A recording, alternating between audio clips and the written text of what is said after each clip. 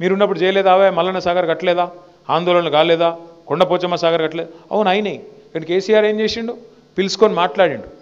ఆ రోజు మంత్రులు డైరెక్ట్గా పోయి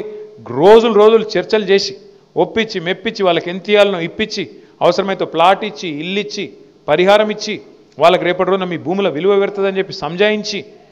కాలు పట్టుకొని కడుపులో తల పెట్టుకొని ఒప్పించుకున్నాం ఆఖరికి చేసుకున్నాం మరి వీళ్ళేం చేయాలి ముఖం చాటేస్తే అయిపోతుందా అందుకే మీరు దయచేసి చేయాల్సిన డిమాండ్లు మూడే ఒకటి మాకు అలైన్మెంట్ అన్నా శాస్త్రీయంగా చేయండి మేము అభివృద్ధి వ్యతిరేకం కాదు రెండు నష్టపరిహారం సమంజసంగా ఇవ్వండి ఇది సరిపోదు ఏ రకంగా కూడా బహిరంగ మార్కెట్లో ఒక రేటు ఉంది ఎస్ఆర్ఓ రేట్ ఒకటి ఉంది మరి దాన్ని పెంచి మానవతా కోణంలో ఒక దగ్గర మామ్నూర్ ఎయిర్పోర్ట్ కాడ 1,20,00,000 ఇస్తున్నారని చెప్పి కూడా తమ్ముడు ఇచ్చిండు వెంకటేష్ ఎకరానికి ఎయిర్పోర్ట్ 1,20,00,000 ఇస్తారు మరి మీ దగ్గర ఎందుకు ఇవ్వద్దు అనేది మీ ప్రశ్న అది వాస్తవమో కాదో నాకు తెలియదు చూడండి వాస్తవం అయితే సంతోషమే రాములన్న అయితే అవన్నీ కూడా లాయర్లకు ఇవ్వండి ఇంకా అదే చెప్తున్నాను ఎందుకు చెప్తున్నా అంటే వాళ్ళు ఇంటూరు కాబట్టి ఎవరికన్నా మీకు న్యాయ సలహాలు కావాలంటే మీకు ఎవరికైనా సరే న్యాయ సలహాలు కావాలంటే